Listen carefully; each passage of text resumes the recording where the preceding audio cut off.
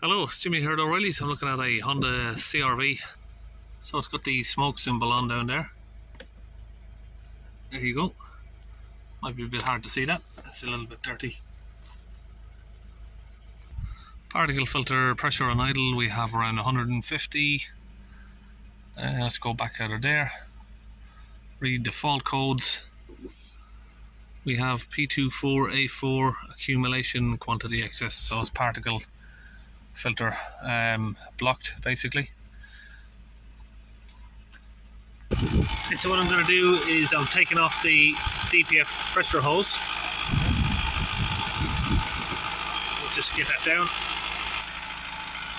So what I'm doing is I've now got a manometer here attached up to the differential pressure sensor, and we're going to keep an eye on that while I increase the pressure. Let me turn off that torch in a minute. So what I'm going to do is get this up to sort of 500 on here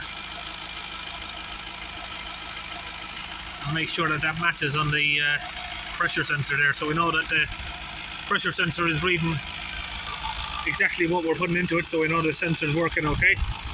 Okay, so I'm going to switch the vehicle off.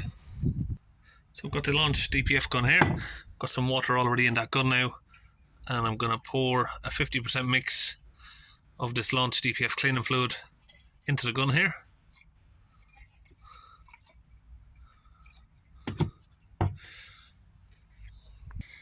Okay, so now I've connected the launch DPF gun there to this tube, which runs down into the DPF there.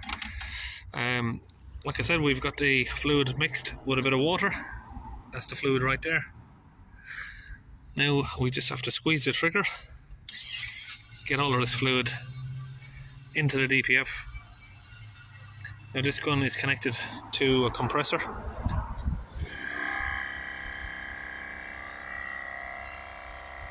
So this is the way I like to do it. I just squeeze the trigger until all of the fluid is gone. Get the entire contents in there. And depending on the vehicle, once we start this up, if the pressure is not dropped, then I'll do a second dose with the vehicle running, and we'll use the other half of the bottle of fluid, mix that again. So make sure we've got all of this fluid out. That's going in at 120 psi. So it looks like we're all out. Get that disconnected. Now we'll just connect back up this sensor here. And that's the clip there back on. Okay, we'll now get back inside the vehicle and we'll start it up and have a look at the live data. Okay, we're ready to run. We'll start the vehicle up. Hopefully we haven't lost connectivity. It does happen sometimes once you leave the ignition off for so long. This is the launch Eurotab 3 tablet here that I'm looking at.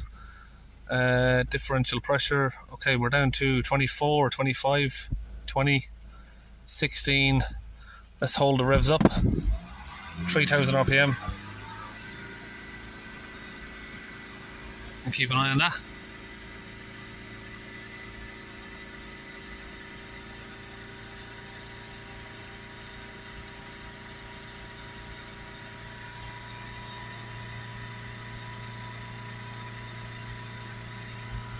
I think I've increased the revs a little bit there. It's hard to keep the revs steady. There we go.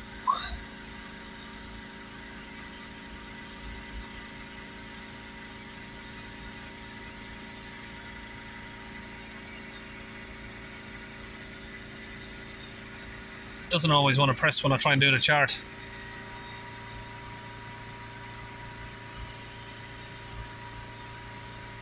But I mean, we're already in good readings there.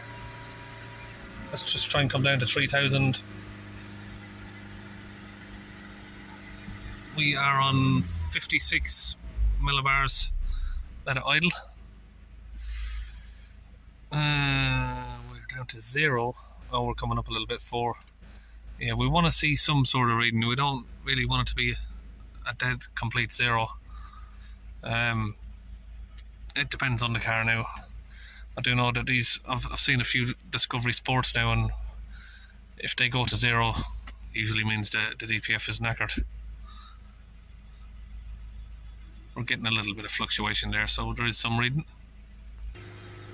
Okay, so the end result there, we have 56 millibars at 3000 RPM. Let it idle down. We have between 0 to 4 millibars fluctuating. Okay, now we've switched the engine off. We're going to go to special functions on here. DPF, pressure sensor, learn, oil dilution. We're going to reset all of these, the oil dilution, and we'll reset the DPF values. Switch the ignition off and press OK. Ignition back on. That's successful. Okay, now that's done, we're going to go to reset calculated PM value. If we press info on that, when the DPF is replaced, the calculated PM value which is saved will be reset.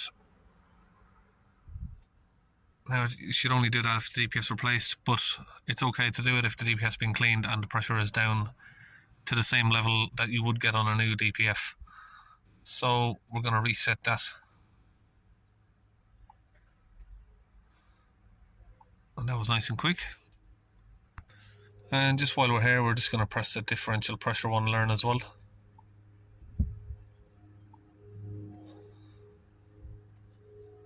Okay, we've done the ignition off. Now we're going to switch it back on. Press OK. That's initialized. What that'll allow us to do now is go back and clear these codes. We've only got one of them now, P24A4. Clear code. That's complete. Let's just read it, see is it gone. That's it. So the codes are now gone. We'll start the vehicle up, take it for a test drive. Okay, we'll now take it for a test drive. Okay, we're taking the vehicle for a little test drive here. Okay, we're back from a little test drive there. Just read the codes again, make sure there's no codes. And I probably didn't mention all of the stuff I was having a look at. So to make sure that your DPF is going to be in good working order, you just need to check a few things, and I'll tick them off here and we'll go through them. Okay, we've got a few items there ticked off. So the main one, what you want to look at there, is make sure that your coolant temperature is going to 90 degrees. Now that did just go to 90 degrees while we're on the drive. Make sure you're getting a reading from the exhaust gas temperature sensors. And when you increase the revs, temperature should increase on these, just like that. You'd usually see them over 200 degrees after a few revs.